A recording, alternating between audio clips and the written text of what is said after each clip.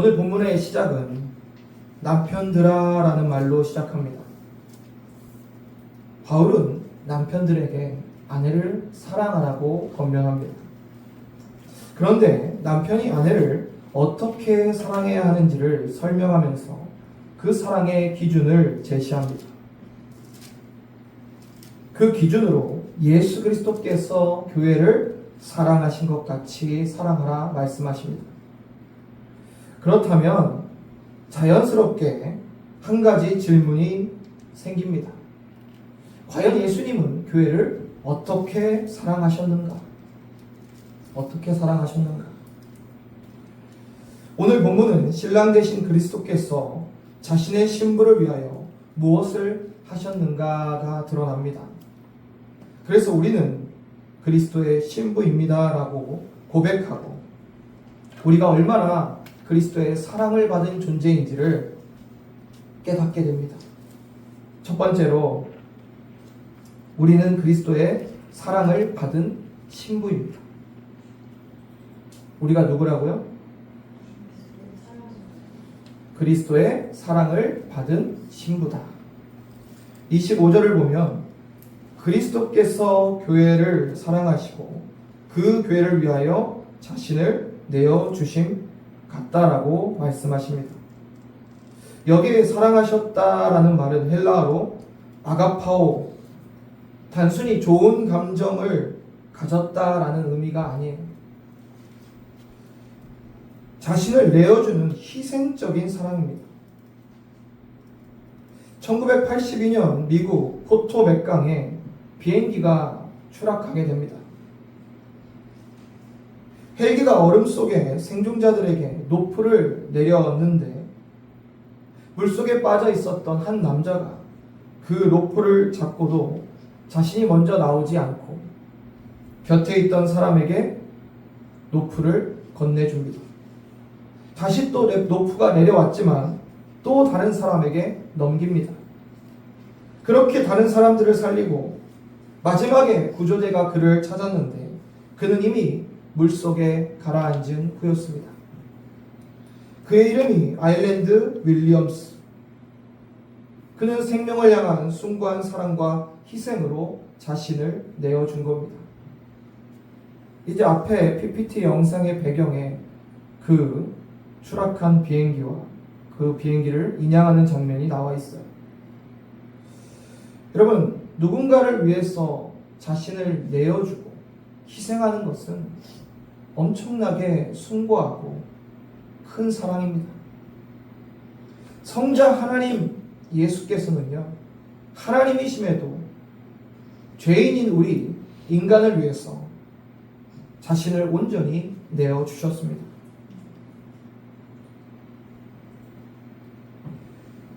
사도 바울은 그 사실을 이렇게 분명하게 말합니다. 교회를 위해서 자신을 주셨다. 교회를 위해서요, 즉 우리를 위해서 좋은 건 몇 가지 주신 것이 아니라 자신을 온전히 다 주셨다는 거예요. 우리가 그리스도를 사랑하기 전에 예수 그리스도께서 먼저 우리를 사랑하셨습니다. 우리가 깨끗했기 때문에 우리를 사랑하신 것이 아니라 우리가 믿음이 좋았기 때문에 사랑하신 것도 아닙니다. 하나님께 사랑받을 만한 조건을 갖추었기 때문에 사랑하신 것도 아니에요. 우리는 죄 가운데 있었고 허물이 많은 자들이었어요. 그럼에도 주님은 우리를 사랑하셨습니다. 로마서 5장 8절에는 이렇게 말씀합니다. 우리가 아직 죄인 되었을 때 그리스도께서 우리를 위하여 죽으심으로 하나님께서 우리에 대한 자기의 사랑을 확증하셨느니라. 그 증거가 무엇입니까? 바로 십자가예요, 십자가. 우리의 감정은 늘 변해요. 믿음이 좋을 때도 있고 믿음이 식을 때도 있어요. 기도가 잘 될 때도 있고 기도가 안 될 때도 있죠. 큰 은혜를 받을 때도 있고 내 마음이 메말라 있을 때도 있어요. 우리 자신을 바라보면 정말 내가 믿음이 있는 사람인가처럼 느껴질 때도 있습니다. 그러나 여러분 기억하십시오. 우리는 늘 변하지만, 우리는 완전치 않지만 십자가의 그리스도의 그 사랑은 변하지 않습니다. 언제나 영원토록 그 사랑은 변하지 않아요. 그래서 복음의 출발은요, 내가 주님을 얼마나 사랑하는가가 아니라 주님께서 나를 얼마나 사랑하시는가가 복음의 출발이에요. 신앙생활을 오래 하다 보면요, 이 순서가 바뀔 때가 있어요. 여러분, 이 순서가 굉장히 중요합니다. 내가 기도를 더 해야 하나님께서 나를 사랑할까요? 내가 봉사를 더 잘해야 하나님이 나를 사랑하십니까? 내가 좀 더 거룩해져야 하나님이 나를 사랑해요? 그렇지 않아요. 내가 어떤 모습이라도, 내가 믿음이 좋을 때나 믿음이 없을 때나, 또 내가 은혜 충만할 때나 메말라 있을 때나 언제나 하나님은 나를 똑같이 사랑하십니다. 복음은요, 어떤 우리의 노력으로 시작하는 게 아니에요. 그리스도의 사랑으로 시작합니다. 우리 결혼식장 가보셨을 거예요. 그러면 신부가요, 신부 화장을 탁 하고 아름다운 웨딩드레스를 딱 입고 신부 대기실에 앉아 있어요.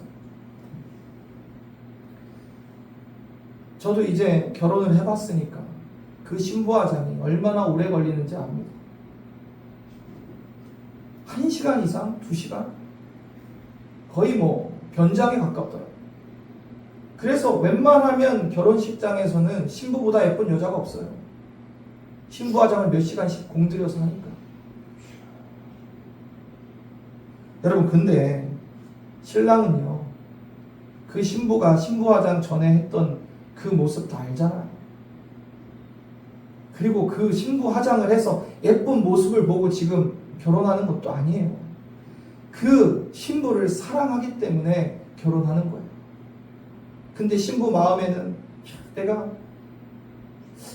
얼굴이 더 예쁘게 보여야 될 텐데, 내가 더 신랑 마음에 드는 신부의 모습으로 단장이 돼야 될 텐데, 그런 마음 들 수 있어요?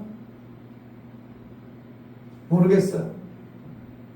세상의 신랑들은 그런 것 조금 신경 쓸 수도 있을지 모르겠지만 우리 신랑 되신 예수님은 그런 거 신경 안 써요. 그냥 신부의 그 자체, 그 존재로 사랑하시는 분입니다.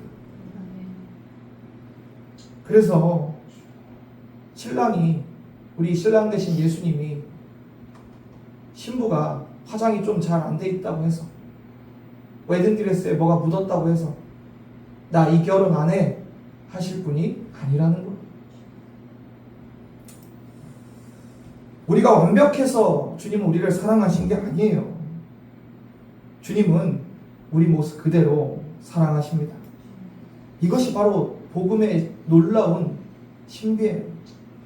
내가 사랑받을 만한 자격이 있어서 사랑받은 것이 아니라 그냥 내가 죄인 되었을 때, 내가 정말 하나님 앞에 도저히 설 수 없는 모습이었을 때라도 우리를 먼저 사랑하셨고 우리에게 먼저 손 내미신 분이 우리 예수님이세요. 그리고 그 사랑을 십자가에서 확증하셨습니다. 이것이 신부된 교회의 첫 번째 정체성이에요. 그리스도께서 교회를 위해서 자신을 내어주신 사랑, 그 사랑받은 신부임을 감사하며 살아가는 저와 여러분 되기를 주님의 이름으로 축원합니다. 두 번째는 우리는 어떤 신부냐? 그리스도께서 깨끗하게 하신 신부라는 것. 26절, 27절을 보면 이는 곧 물로 씻어 말씀으로 깨끗하게 하사 거룩하게 하시고 자기 앞에 영광스러운 교회로 세우사 티나 주름 잡힌 것이나 이런 것들이 없이 거룩하고 흠이 없게 하려 하심이라. 25절에 그리스도께서 교회를 사랑하시고 자신을 주셨다고 말씀하고 이어서 뭐라고 말씀하세요? 깨끗하게 하셨대요. 깨끗하게 하셨다. 예수님은 교회를 우리를 사랑하신 것으로 끝난 것이 아니라 깨끗하게 하시고 거룩하게 하신다는 거예요. 깨끗하게 하다, 헬라어로 카다리조인데 더러운 것을 씻어 정결하게 한다는 거예요. 거룩하게 하다, 하기하죠. 하나님을 위하여 구별되어 하나님의 소유가 된다는 의미예요. 26절을 보면 물로 씻어 말씀으로 깨끗하게 하사라는 표현이 나와요. 씻다는 루트론, 세례를 떠오르게 하지만 물 자체가 죄를 씻는 능력이 있다는 의미는 아닙니다. 본문에는 분명히 말씀으로라고 표현하고 있어요. 복음의 말씀이 선포되고 그 말씀을 믿음으로 받을 때 우리는 깨끗하게 되고 새로운 신분을 얻게 됩니다. 그런데 이 말씀에서 더 중요한 것이 뭔지 아세요? 누가 우리를 씻느냐는 거예요. 누가 우리가 우리 스스로를 씻어서 깨끗하게 하는 것이 아니라 예수 그리스도께서 우리를 씻어주신다는 거예요. 그럼 우리는 우리 스스로 깨끗하게 할 수 없어요. 오직 예수께서 그 말씀으로, 복음의 말씀으로 십자가의 보혈로 씻어주셔야 깨끗하게 되는 거예요. 그리스도의 신부가 된다는 것은 깨끗해져야 되잖아요. 예수님의 신부가 더러워서 되겠습니까? 근데 우리 스스로 깨끗하게 될 수 없으니 주님이 깨끗하게 하여 주신다는 거예요.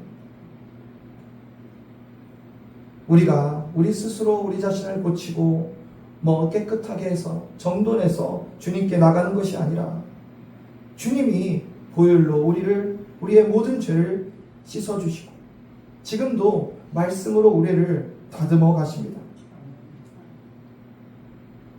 그래서 우리는 깨달아야 돼요.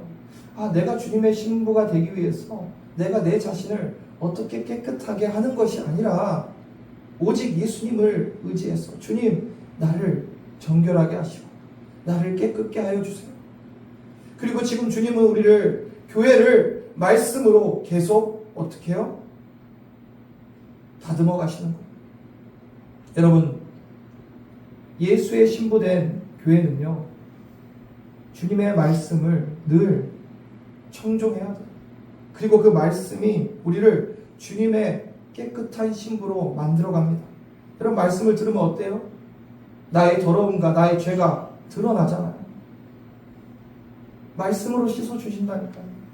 그 죄가 드러나면 우리는 더 예수님께 나아가고 주의 보혈을 의지할 수밖에 없습니다. 때로는 그 말씀이 우리를 찌르고 불편하게 할 수도 있어요. 그러나 그리스도께서 말씀으로 우리를 다루시는 이유가 뭡니까? 우리를 아름다운 신부로 세우기 위해서.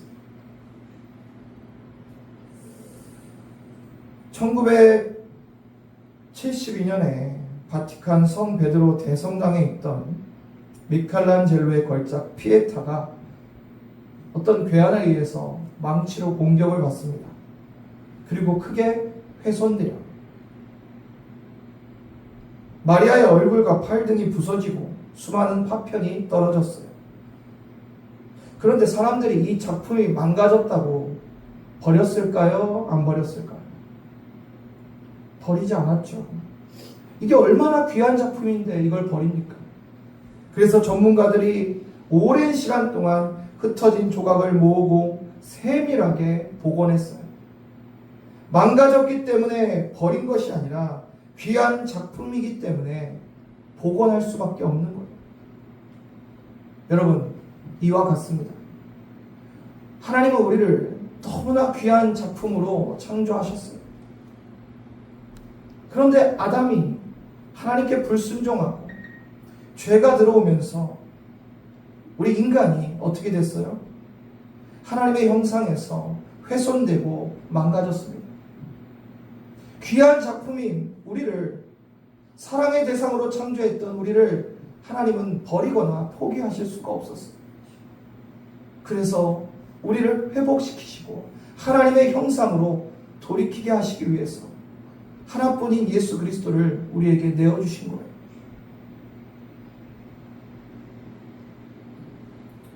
사랑하는 성도님들, 우리도 그렇습니다. 깨어지고 일그러진 부분들이 있죠. 그러나 주님은 우리를 포기하거나 버리지 않아요. 우리를 사랑하시기 때문에 우리를 다시 씻으시고 세워가시고 만들어 가십니다. 27절을 보실게요. 그리스도께서 교회를 향해 가지신 최종적인 목적을 말합니다. 자기 앞에 영광스러운 교회로 세우사. 예수님은 신부된 교회를요 씻고 거룩하게 하셔서 마침내 자기 앞에, 예수님 앞에 영광스러운 신부된 교회로 세우신다는 겁니다. 저는 예전에 그런 생각을 해봤어요. 내가 어떠한 노력과 열심으로 하나님을 좀 기쁘게 해드려야지. 내가 뭔가 더 몸부림치고 더 애쓰면 거룩해지지 않을까. 물론 그러한 몸부림은 필요해요. 필요 없다는 말씀을 드리는 게 아니에요. 그런데 복음은요 결국 나로부터 시작하는 게 아니라 하나님으로부터 시작되는 거예요.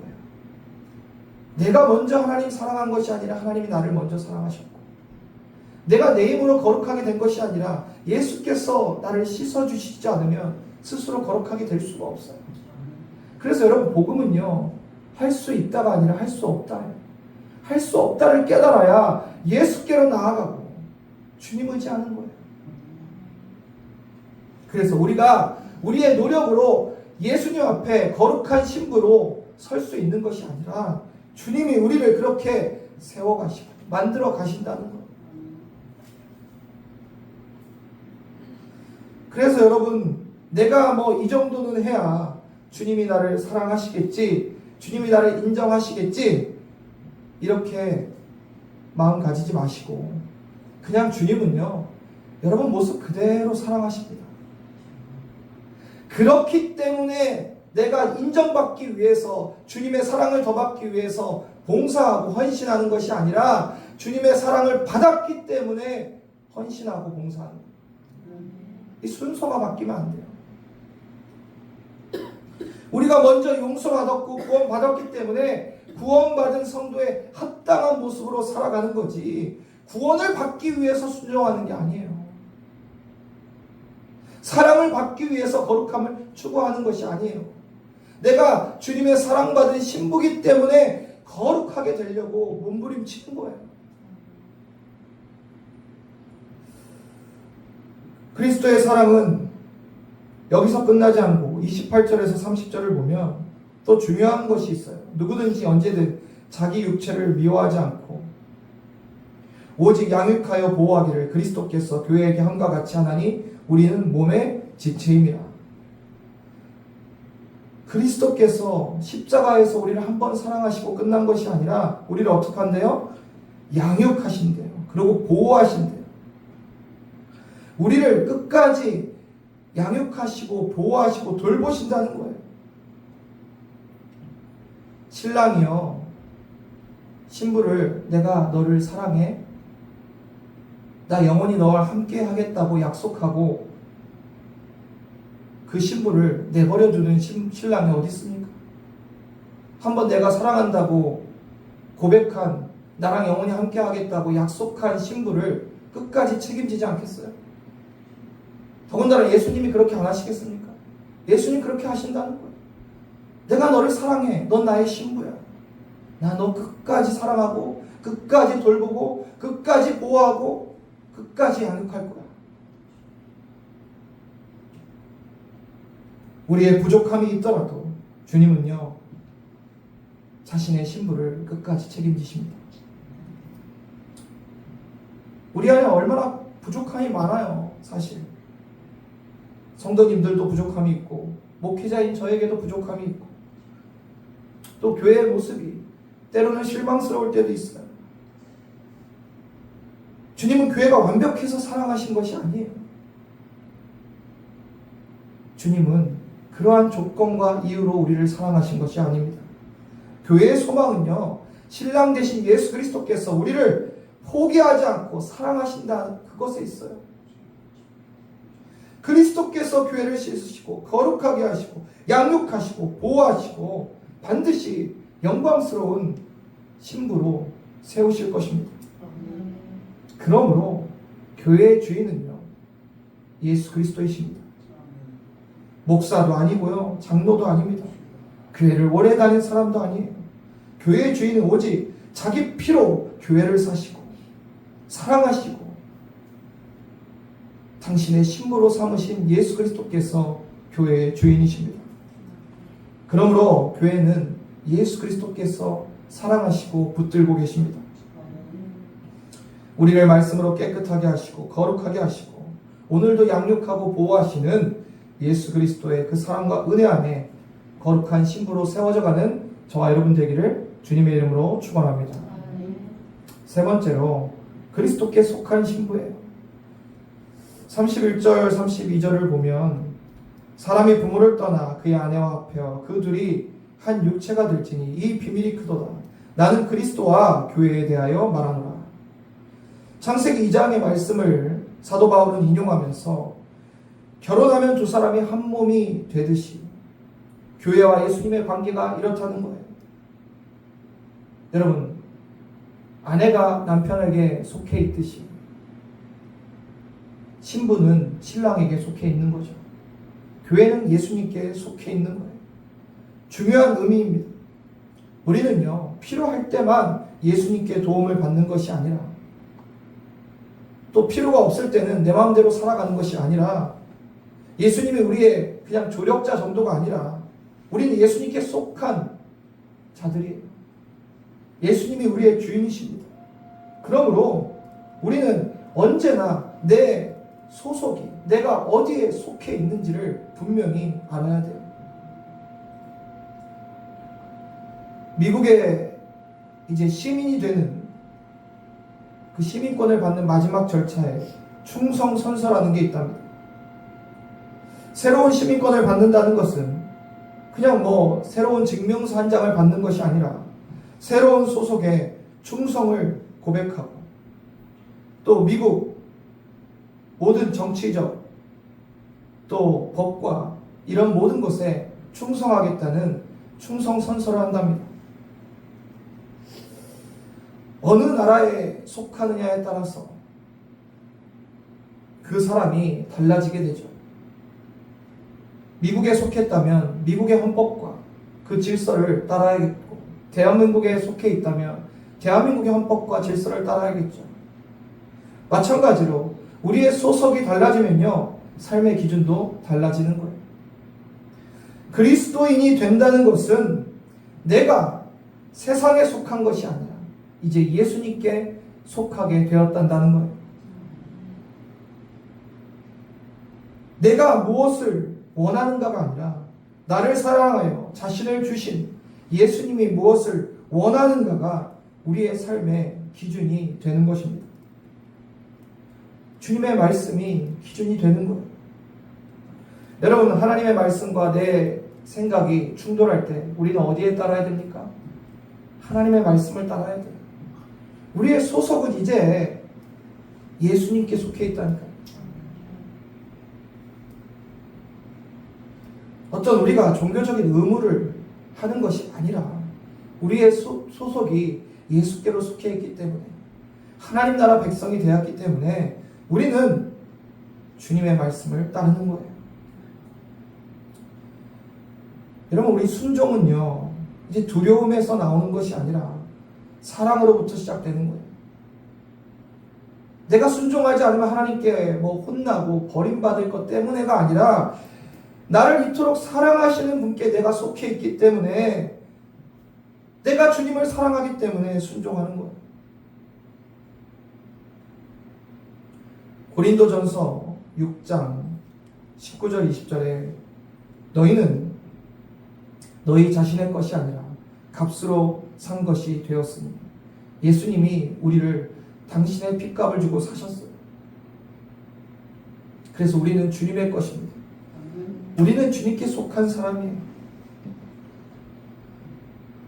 우리는 다시는 우리 자신을 위해 사는 것이 아니라 우리를 위해 십자가를 달리시고 죽으시고 부활하신 예수님을 위해 사는 존재가 된 거예요. 물질도, 내 가정도, 일터도, 모든 미래도 다 주님의 손에 있습니다. 우리는 주님에게 속해 있다는 것은 억압이 아니라 가장 안전한 소속임을 믿으시길 바랍니다. 나를 위해 자기 생명까지 내어주시고 나를 그렇게 사랑하신 주님께 속해 있는 것이 가장 안전한 거예요. 오늘날 교회의 위기가 무엇입니까? 교회 교인이 주는 것이 위기입니까? 재정이 부족한 것이 위기입니까? 교회의 위기는 우리의 신랑 대신, 우리의 주님 대신 예수님을 점점 잊어가는 거예요. 교회 안에 프로그램은 많은데 예수님은 보이지 않고, 사람들의 이야기는 많은데 주님의 말씀은 들리지 않다면 그것이 위기인 거예요. 사람들의 계획은 많은데 주님의 뜻을 묻지 않는다면 우리는 신부된 교회의 정체성을 잃어가는 것입니다. 나는 내 것이 아니라 그리스도께 속하였다는 것을 잊지 마시길 바랍니다. 그리고 신부에게는요, 기다림이 있어야 돼요. 기다림. 지난번에 한번 제가 설교를 할 때 나눈 말씀인데, 예수님께서 제자들에게 내가 다시 온다, 너희를 위해 거처를 마련하려 아버지께 간다라고 말씀을 하시죠. 그것은 당시 갈릴리 가나의 혼인잔치의 그 관습을 잘 알고 있는 예수님과 제자들 사이에서는 바로 이해가 되는 말씀이었어요. 오늘날의 우리나라의 결혼을 보면 신랑 신부가 결혼을 약속하고 결혼 준비를 하잖아요. 결혼 준비를 어떻게 합니까? 같이 해요, 같이. 예식장도 같이 알아보고, 웨딩 촬영하는 것도 같이 알아보고, 다 같이 준비해서 결혼을 하는데, 당시 갈릴리 가나의 결혼은 그렇지 않았어요. 신랑과 신부가 혼인을 언약을 하면 신랑은 아버지 집으로 떠납니다. 그리고 아버지 집에서 신랑 혼자 다 준비해요. 신혼방도 꾸미고, 신부가 와서 불편함 없이 살 수 있도록 수리도 하고 다 준비를 해요. 그리고 아버지가 아들에게 네 신부를 데려오라 라고 하면 신랑이 신부를 데리러 옵니다. 그때까지 신부는 뭐 해야 돼요? 기다려야 돼요. 기다려야 돼요. 언제 신랑이 올지 모르기 때문에 늘 자신을 단장하고 신랑이 오기를 기다려야 돼요. 그래서 예수님이 제자들에게 이 갈릴리 가나의 혼인을 비유해서 말씀하신 거예요. 내가 다시 너희를 영접하러 데리러 오겠다. 요한계시록 19장 7절에 어린 양의 혼인 기한이 이르렀고 그의 아내가 자신을 준비하였으므로 라고 말씀합니다. 그날이 되면 우리의 신랑 되신 예수님이 신부된 교회를 맞으러 오실 거예요. 데리러 오실 거예요. 그날까지 교회는요, 기다려야 돼요. 기다려야 돼요. 어떻게 기다려야 됩니까? 죄와 싸우고 악한 영과 싸우고 또 사랑하고 섬기며 복음을 전하며 기다려야 돼요. 이것이 우리가 신부로서 단장하고 주님을 기다리는 모습이에요. 내 뜻보다 주님의 뜻을 따르고 다시 오실 주님을 기다리는 신부로 살아가는 것이 신부된 교회의 모습입니다. 교회는 주님께 사랑받은 신부예요. 또 교회는 예수님께서 깨끗하게 한 신부입니다. 우리는 그리스도께 속한 신부입니다. 우리 자신이 어떠한 신부인지를 잊지 마시고 예수 그리스도의 사랑과 은혜를 알고 그 신부의 정체성을 분명히 하며 다시 오실 주님을 기다리는 저와 여러분 되기를 주님의 이름으로 축원합니다.